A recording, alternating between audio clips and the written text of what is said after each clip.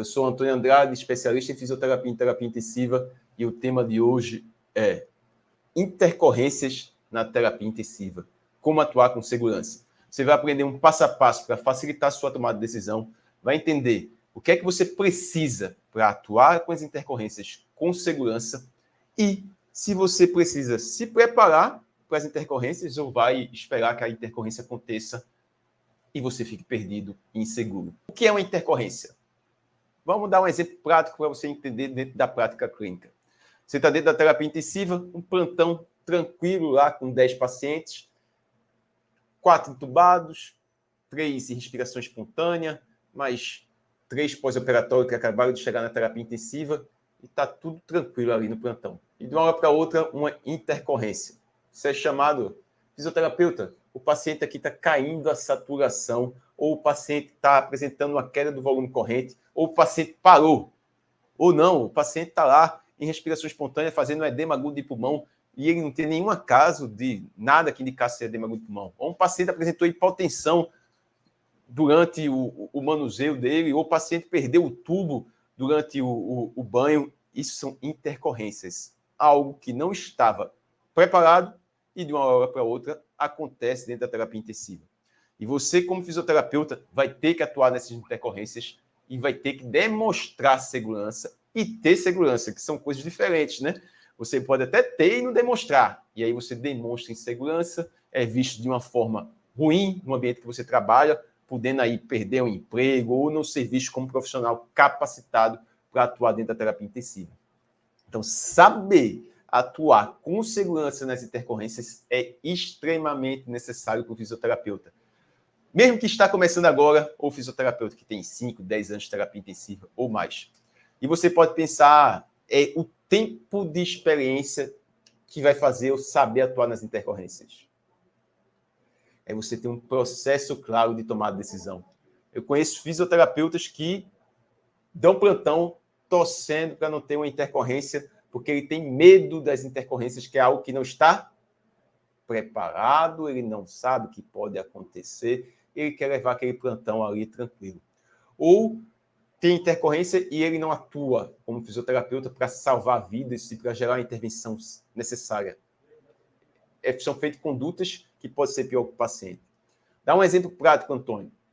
Você é chamado para um paciente que está tendo uma intercorrência, queda na saturação, foi colhido na gasometria uma PaCO2, pressão arterial de gás carbônico de CO2, lá em cima, 70, paciente com a PaO2 de 58, olha para a monitorização gráfica, está o paciente com aumento apresentando um padrão de obstrução, gerando aumento do trabalho ventilatório, e aí o fisioterapeuta não sabe gerar uma intervenção para melhorar o paciente, o que é que ele vai dizer?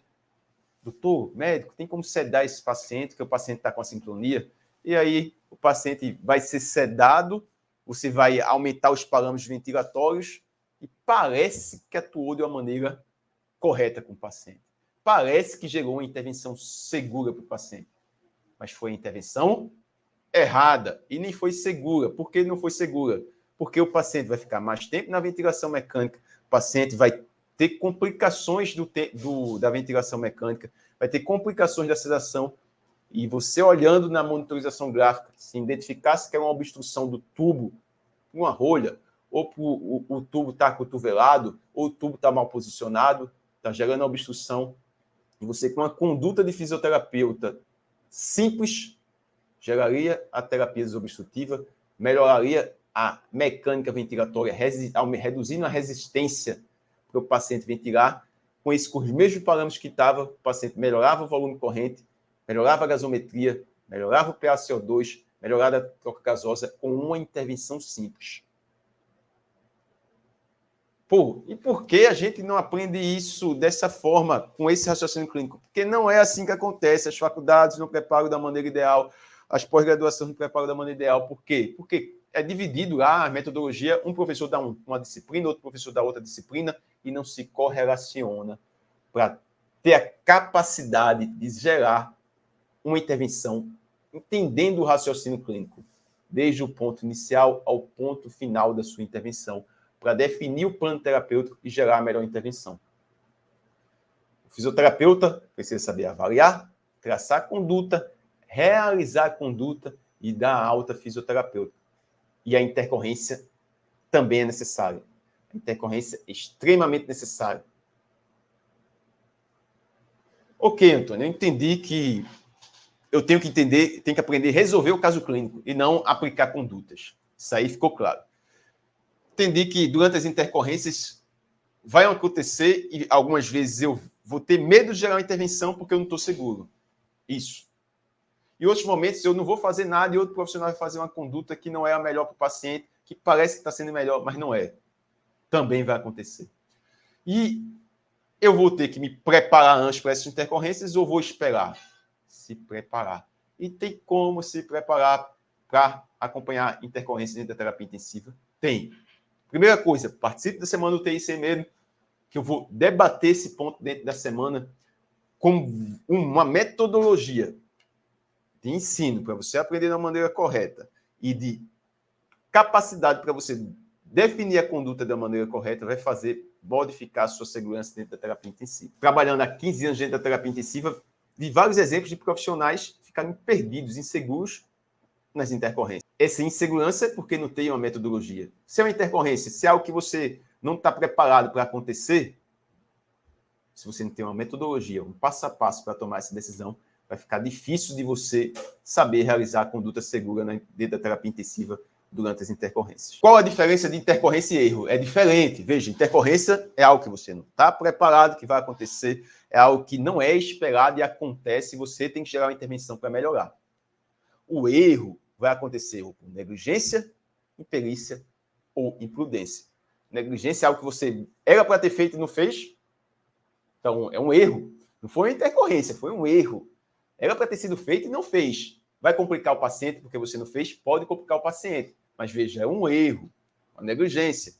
Imperícia. Você gera uma conduta que você não sabe fazer.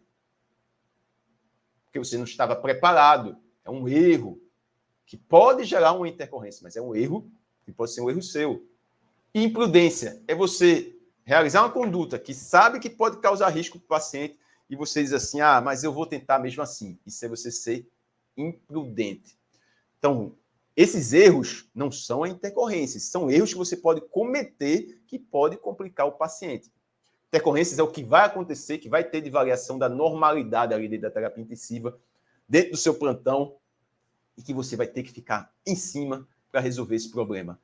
E aí você pode prevenir intercorrências? Pode. Pode prevenir com condutas simples? Pode.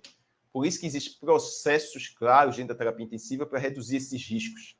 Então, vamos dar um exemplo de uma conduta preventiva. Você vai avaliar um paciente para fazer o desmame dele, tinha todos os critérios de desmame, realizou o teste de respiração espontânea do paciente, PI máxima, índice de respiração rápida superficial, avaliou índices preditivos, o paciente estava tudo ok. Mas o paciente era DPOC, tinha insuficiência cardíaca, estava com mais de 5 dias entubados, tosse não tão forte, tinha o quê? Critérios que indicavam que o paciente tem um risco de falhar. Veja, é um paciente que tem o maior risco de falhar a extubação. Esse paciente é indicado na literatura que tem que fazer uma ventilação não invasiva preventiva. Então, você extubou o paciente, já coloca a ventilação não invasiva. Isso vai reduzir o risco do paciente falhar a extubação.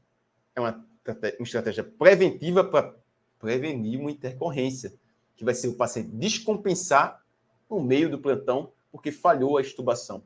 E aí você vai colocar essa VNI e vai manter lá 6 a 8 horas, não constante, né? Fazendo intervalos com a VNI preventiva. Então você tem que entender o que é intercorrência, o que é um erro que você pode cometer e que você também pode atuar para prevenir o que você já tem na literatura que pode gerar uma intercorrência. Então, deixar o paciente com uma boa hidratação para reduzir o risco de rolha, aquecer, umidificar as vias aéreas para reduzir o risco de obstrução por rolha. Então, tem que estar com o filtro, o paciente tem que ter uma temperatura ideal para utilizar o filtro, quer dizer que o filtro de aquecimento e umidificação das vias aéreas, se o paciente tiver hipotérmico, iria para ser colocado no aquecimento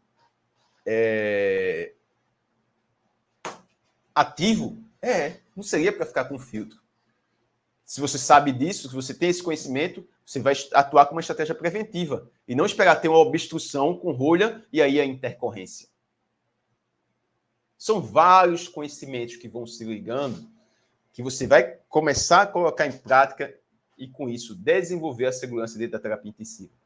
Tanto com conhecimentos práticos, como é esse que eu estou passando para vocês, como a capacidade de avaliar e definir a melhor conduta fisioterapêutica.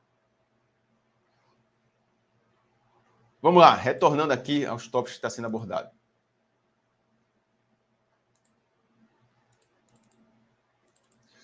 O que vale mais?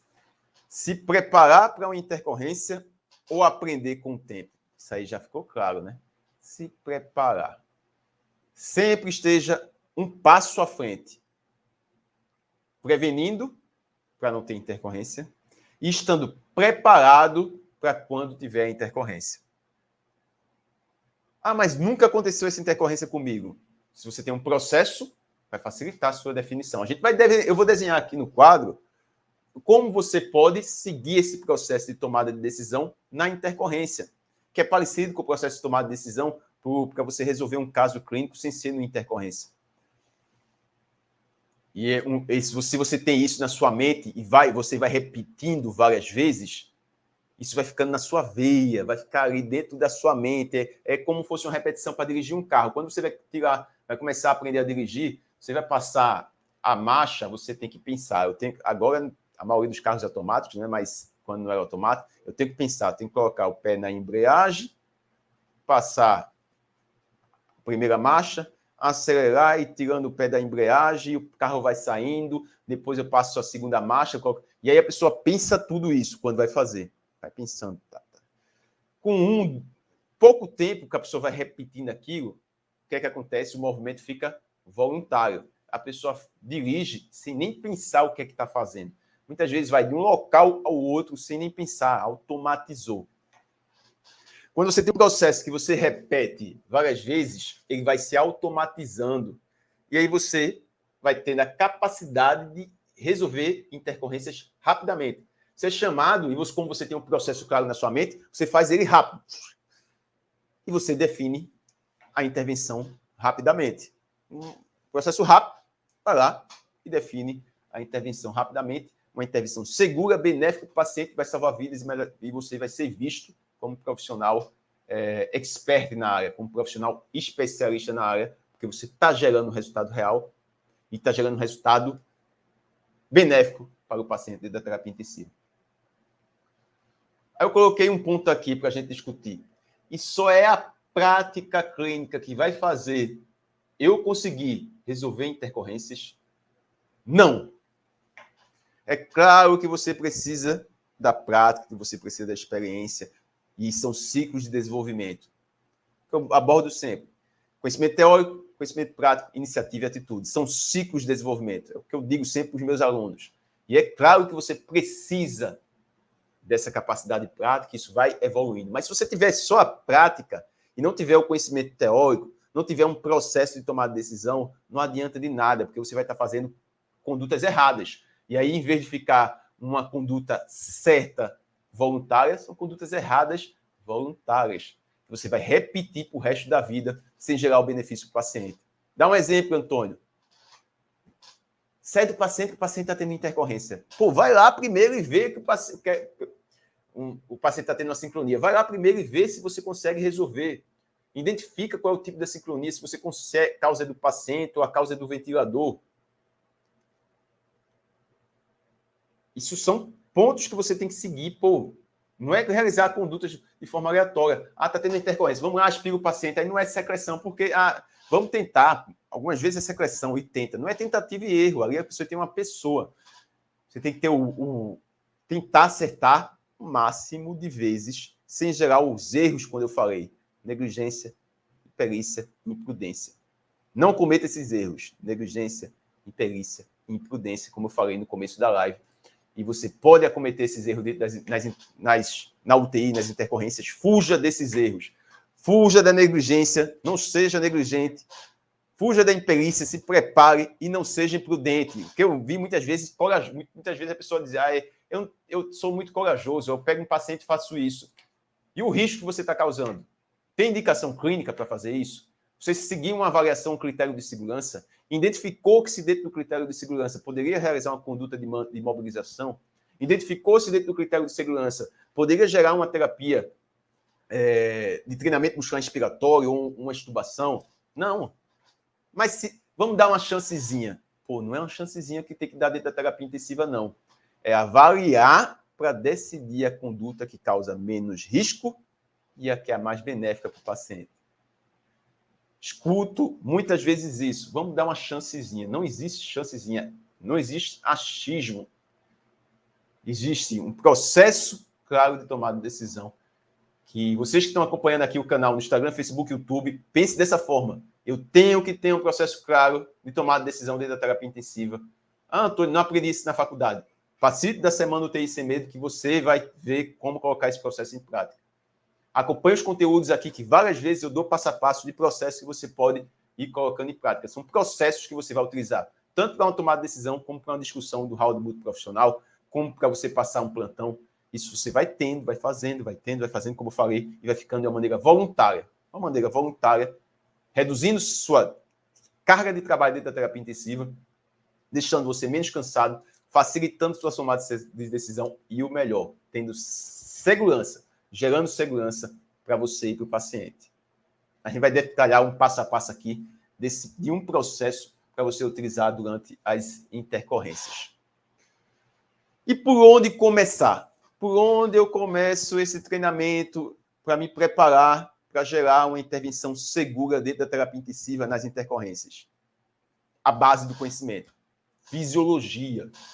Eu tenho dentro do método fisioterapia intensiva, que é uma formação completa para atuar na terapia intensiva, que o módulo 1 é o módulo de nivelamento, de preparar a pessoa para saber ter uma capacidade, para ter segurança. O módulo 1 é componente de fisiologia, de avaliação, de a pessoa aprender a avaliar. É a base que muitas vezes não é dada da maneira correta dentro da faculdade. Nas pós-graduações são dadas de maneira corridas, que a pessoa não consegue ver, não consegue rever, não consegue tirar dúvida e nem se correlaciona com o caso clínico.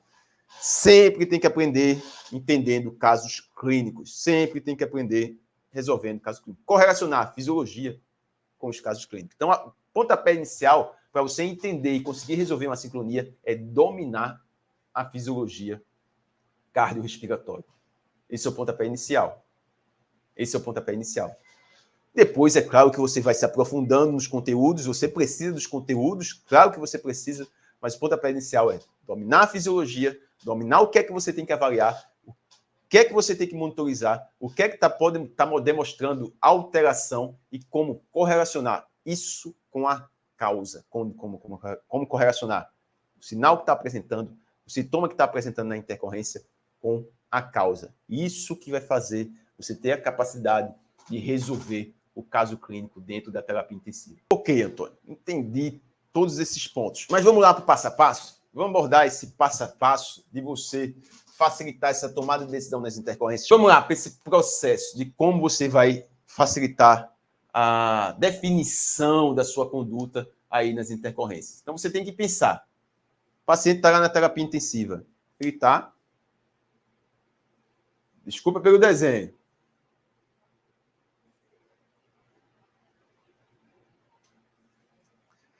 Acamado.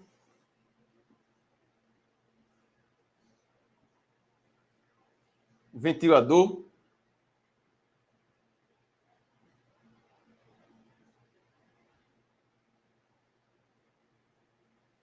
Com um tubo.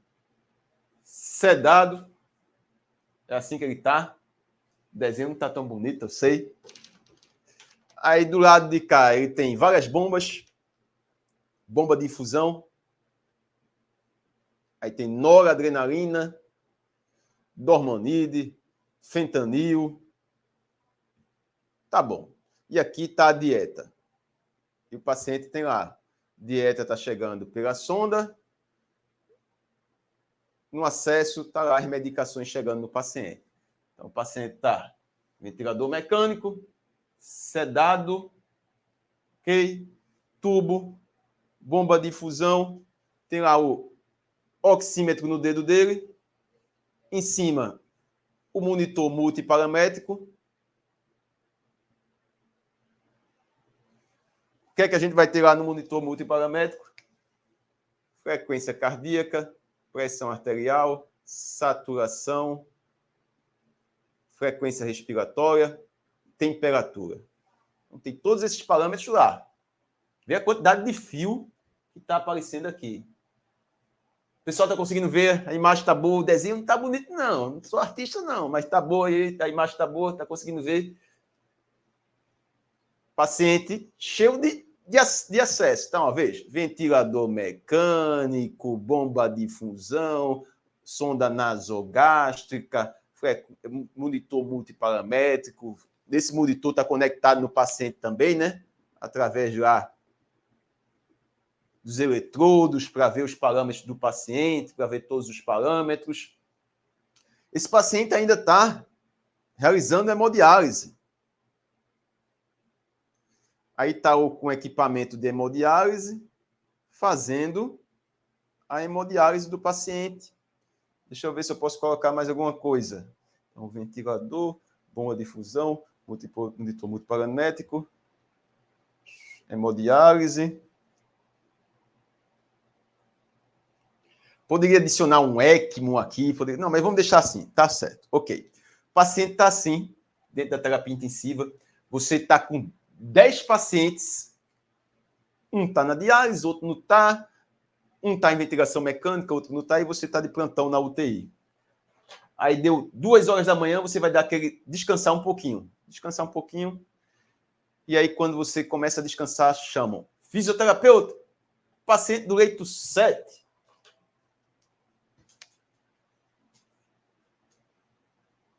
Está descompensando. Ele está apresentando queda de saturação. Vamos dizer que a saturação está 80%. E está brigando com o ventilador. Aí você vai lá no paciente.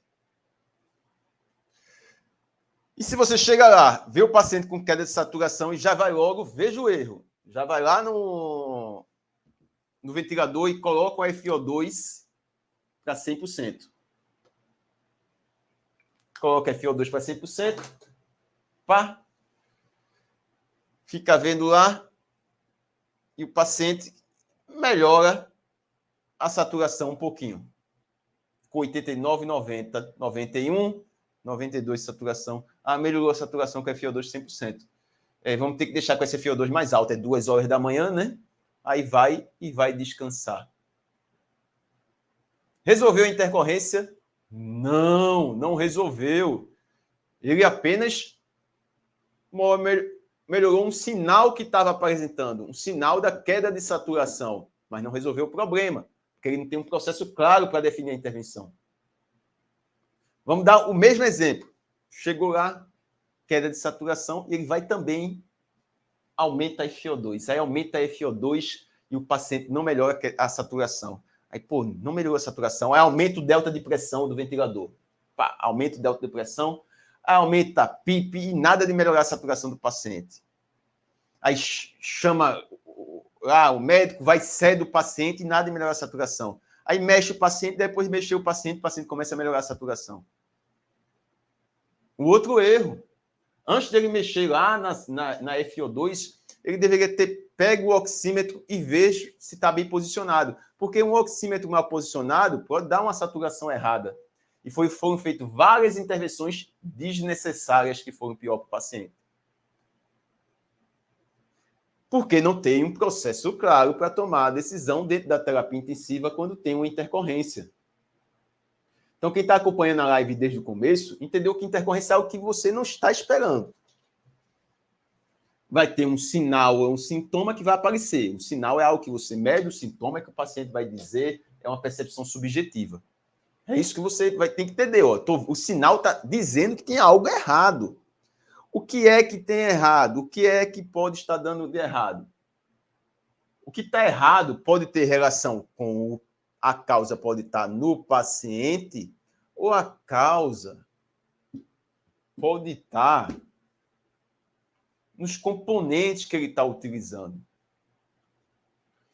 Uma intercorrência pode ser que não tenha nada acontecendo com o paciente, mas é um erro de monitorização, é uma droga vasoativa que deixou de entrar, é uma desconexão do circuito do ventilador, é algo mecânico.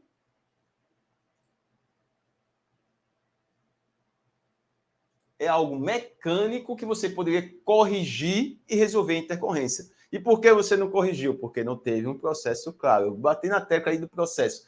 Vamos lá, pessoal. Aperta o botão de curtida.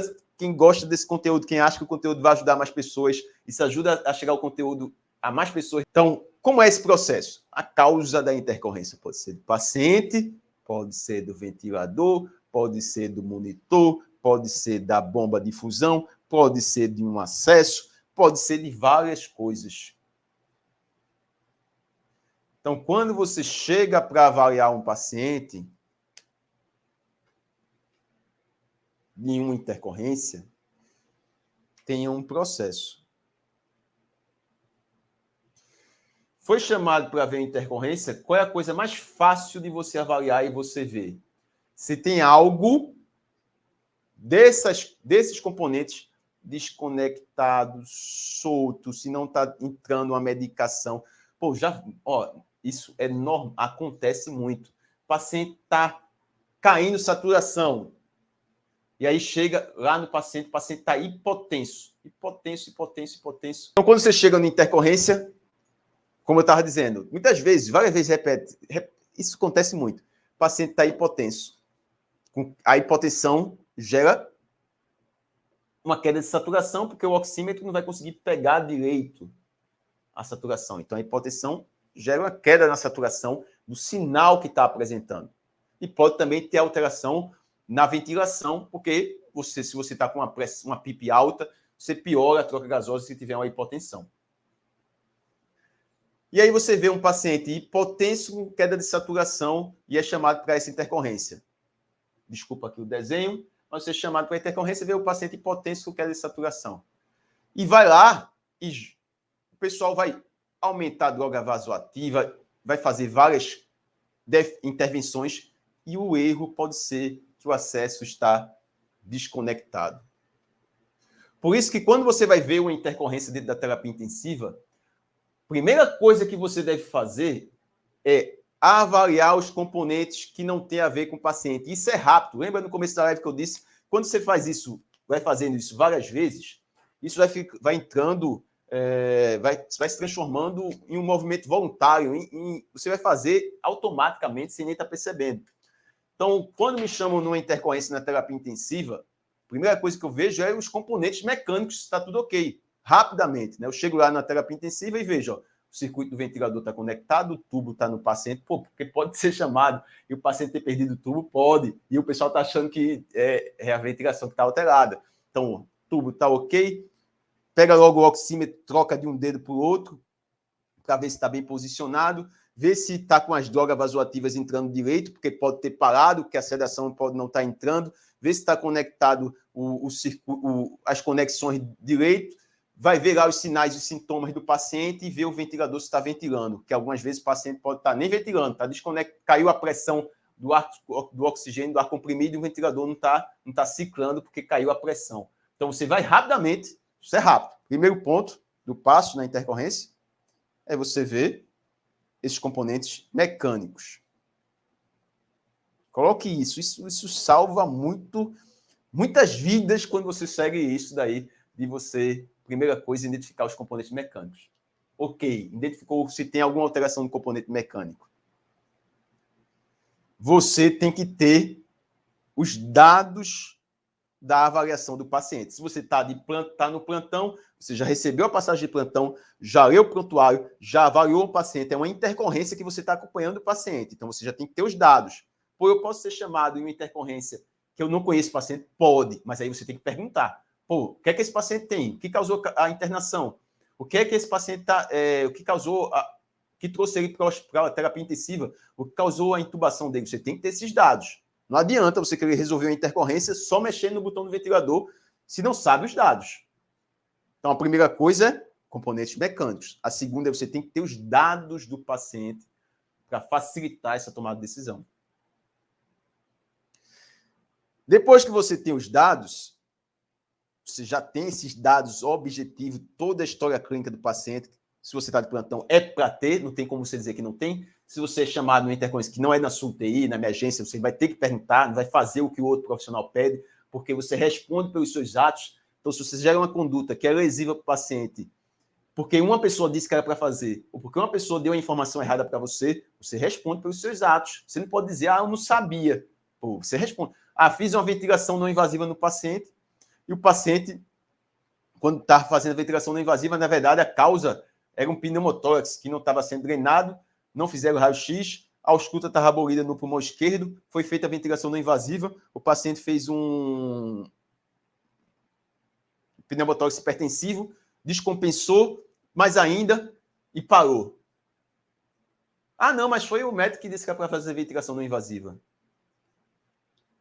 Não importa, você fez, você é fisioterapeuta, tem autonomia na sua intervenção. Você tem que saber avaliar, definir a conduta e realizar a conduta de maneira correta. Por isso que eu repito sempre no processo, são processos. Tudo são processos que você tem que ter e saber realizar esses processos e ter o conhecimento teórico, conhecimento prático, iniciativa, é tudo de se posicionar. Tem que ser treinado nisso também. Sempre repito isso para os meus alunos. Então, primeiro ponto, componente mecânico. Segundo ponto, os dados objetivos. E aí você vai seguir um processo de avaliação, que é um processo dentro de outro processo.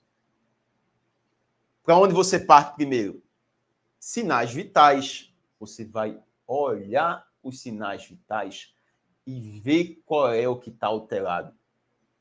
Pois isso é simples, o pessoal não faz isso, não. Não faz. Não faz.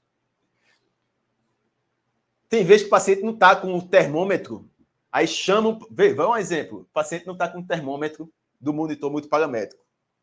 E aí chamam você para ver a intercorrência. Aí o paciente está lá hiperventilando, no ventilador. Hiperventilando. Isso aumentou o trabalho dele, aumentou a frequência cardíaca, o paciente começou a ficar ventilando mal, o paciente descompensou. Aí você chega lá no paciente, o paciente está assim.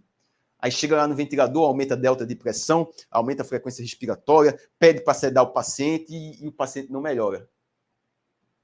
E qual foi o erro aí? Falta da avaliação da temperatura. A febre aumenta o metabolismo, aumenta a demanda ventilatória. O paciente em ventilação mecânica, quando está com febre, hiperventila. Quando ele hiperventila, vai causar essas alterações do ventilador. Aí o paciente está fazendo 20 litros por minuto, hiperventilando, e o pessoal está tentando corrigir, aumentando delta de pressão e sedando o paciente, onde a causa é febre. E por que não seguir um processo de avaliar os sinais vitais? Então, tem que ir lá avaliar os sinais vitais. Avaliar os sinais vitais e ver quais são os alterados. Então, é frequência cardíaca, pressão arterial, temperatura, frequência respiratória.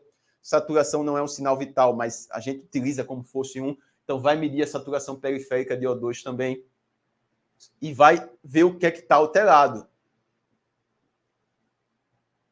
Porque isso vai ajudar na sua tomada de decisão.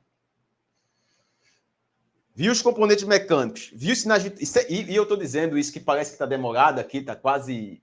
O processo está demorando eu explicar, mas dando os exemplos, né? Mas isso é rápido, ó. Isso é assim, ó. Você chegou na intercorrência, fisioterapeuta, o paciente está descompensando, né? Você já vai lá, ó. Circuito ventilador, oxímetro, as bombas estão entrando tudo, tá ok, tubo tá ok, cuff tá ok, já olhou, frequência cardíaca, você já está olhando, frequência cardíaca, pressão arterial, veja, foi menos de 40 segundos, sei lá. Você já viu todos esses componentes, já pegou o primeiro ponto, já tinha os dados de antes e já viu os sinais vitais. Ao mesmo tempo que você vai... Esse processo que eu sigo, tem outros processos, você pode até ter outros processos, mas o que eu sigo, ensino para os meus alunos para atuar nas intercorrências. Depois que viu os sinais vitais, para onde você vai? Monitorização gráfica e dados do ventilador. Você está vendo lá, ó, viu o exemplo que eu disse? O paciente fazendo 20 litros por minuto. Se o paciente está fazendo 20 litros por minuto hiperventilando, não tem como você dizer que o paciente não está conseguindo gerar volume. É ele que está hiperventilando. É algo que está acontecendo que está gerando essa demanda. Então, você vai lá e vai ver os parâmetros do ventilador e ver a monitorização gráfica de assincronia. Então, você vai para o ventilador. Ventilador, monitorização gráfica, assincronia, você já vê esses parâmetros dele. Isso é rápido, como eu disse, é rapidamente, você já olhou. Avaliação específica do paciente. Inspeção, palpação, ausculta. Inspeção, palpação, ausculta. Porque muitas vezes é deixado passar uma palpação. Aí pega um paciente que você olha para o ventilador, olhou, aí deu... Tem momentos que o paciente passa 1 minuto assim. Passa 1 minuto o ventilador mandando pressão e você acha que está gerando um volume baixo e de uma hora para outra o paciente faz assim, ó. E aí o volume corrente que estava 200 ml vai para 900 ml. E tem vezes que passa 1 minuto assim. E com uma palpação você identificava que isso está acontecendo. Como assim? Você descobriu o paciente, inspeção, já olhou rapidamente, se tem aumento de esforço, já olha para o abdômen, olha para o tórax, vê como é que está, vê, palpou o abdômen, quando você bota a mão no abdômen, já vê aquele abdômen duro do paciente fazendo esforço expiratório. Fazendo esforço expiratório, quando você olha para o ventilador, está entrando volume, 200 ml, mas ele está fazendo esforço expiratório. É o ventilador tentando mandar ele fazendo contração da musculatura expiratória. E de uma hora para outra, ele libera a musculatura expiratória e gera um volume lá em cima. Que se você não passasse 1 minuto olhando e palpando e avaliando, você não ia identificar. O que é que pode causar isso daí? Aí você vai ter que ver. Então, quando você faz inspeção, palpação e ausculta, faz o exame clínico do paciente, você vai ter agora todos os dados para definir sua intervenção. Você avaliou os componentes mecânicos, tem os dados do caso clínico, tem todos os dados do paciente, viu os sinais vitais, viu a ventilação, inspeção, palpação, ausculta, dizendo que isso é rápido, é uma intercorrência, você foi chamado e vai lá rapidamente fazer essa monitorização. Isso você consegue fazer de uma maneira rápida, seguir o processo. Tudo aqui é subdividido em outros processos, né? Então, se você vai fazer uma ausculta, tem que fazer uma ausculta direita. Se você vai fazer uma inspeção, tem que fazer uma inspeção direita. Uma palpação, tem que fazer a palpação direita. Se você vai fazer uma monitorização gráfica, tem um processo para fazer a monitorização gráfica. É tudo subdivididos. Isso, dentro da metodologia fisioterapia intensiva, eu bato nessa tecla. Você tem que ter essa capacidade e isso vai fazer você atuar com segurança. E aí você passa para o próximo ponto. Correlacionar o que está alterado com possíveis causas. Como agora você tem todos os dados necessários, aqui dentro dessa parte é o exame clínico como um todo, né? Você vai... Antônio, gasometria, exames de imagem, são dados a mais que algumas vezes na intercorrência você não tem, mas é necessário. Então, eu poderia adicionar aqui exames complementares. Algumas vezes não tem, mas você vai, se for necessário, solicitar. Chegou a partir daqui, você vai correlacionar com a causa. Vem para causa. O que pode estar gerando essa queda de saturação? O que pode estar gerando essa hiperventilação? O que pode estar gerando essa descompensação com o aumento da frequência cardíaca? Você já tem todos os dados. Então, você sabe a história clínica do paciente, sabe qual é o sinal que está alterado, sabe o que está alterado na ventilação, o que está alterado na ausculta, o que está alterado no exame de imagem, o que está alterado na gasometria. Agora você tem que correlacionar para identificar a causa. Então, vamos dar o exemplo ali da hiperventilação. Você chegou, o paciente está hiperventilando 20 litros por minuto dentro da terapia intensiva. Ventilando em pressão de suporte. O que é que muita gente vai fazer? Passa para PCV. Não! É o paciente que está hiperventilando. É o paciente que está querendo mais volume. Vai passar para PCV, vai sedar o paciente totalmente ou vai identificar a causa da hiperventilação. Então, você viu que o paciente está hiperventilando 20 litros por minuto, qual a causa que pode ser? O que é que pode causar? Aí vem o componente da base. Fisiologicamente, o que é que pode causar uma hiperventilação? Febre, ansiedade, dor, acidose metabólica. Você tem as possibilidades. partir do momento que você tem as possibilidades, você vai atuar primeiro no que é mais simples e o que identificar se é aquilo dali que está acontecendo. Então, se você viu que o paciente está hiperventilando e não está com a temperatura sendo medida, que era para ter sido visto antes, aí é febre. Hiperventilação é febre. Doutor, tem como fazer um medicamento para febre, um dipirona aqui para o paciente melhorar dessa febre e ficar melhor adaptado? Faz feito dipirona e resolver a intercorrência. Ah, pegou lá, paciente hiperventilando, 20 litros por minuto. Coloca o termômetro, não tem febre. Pô, vamos colher uma gasometria, porque o paciente está demonstrando que tem dor, não está demonstrando ansiedade. Faz uma gasometria, aí colhe a gasometria, pH de 7,1, com bicarbonato lá em 12. Acidose metabólica. Tem que ser corrigida a acidose. Ah, o paciente está lá 20 litros por minuto, hiperventilando, e você vê que ele está com sintomas de dor. Pô, pode ser melhorado a analgesia. Aí você chega no paciente, ele não está hiperventilando. Ou ele não tá, vamos dar outro exemplo, ele não está hiperventilando, está hipoventilando. Quais são as causas que podem levar à hipoventilação? Piora da mecânica. Piora da mecânica pode ser da complacência ou da resistência. Drive ventilatório reduzido, se tiver impressão de suporte. Pode ter tido alguma alteração do drive. Aí você pode correlacionar o efeito da mecânica. O que é que pode estar causando aumento da resistência? Acúmulo de secreção. Olhou na monitorização gráfica, não parece ser acúmulo de secreção. Na ausculta não tem ronco. Não tem sinais de acúmulo de secreção. Então não vou gerar uma terapia desobstrutiva. Ah, tem sinais. Então vamos gerar uma terapia desobstrutiva. Reduz a resistência, melhora a mecânica ventilatória e o paciente melhora o volume corrente. Então eu poderia passar aqui dando vários exemplos de quando você tem um processo claro, você facilita a sua definição das intercorrências. É fácil? Não, não é fácil. Mas fica mais simples quando você sabe o caminho que tem que percorrer e não tem que aprender com seus próprios erros. Quando você aprende com seus próprios erros, você vai perder tempo e pode até não atingir isso. Então, correr atrás de desenvolver essa capacidade você pode perder tempo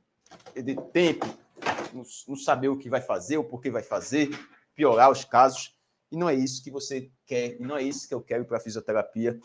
Eu sempre penso, vamos fazer uma fisioterapia de qualidade, de valor e com autonomia, com segurança.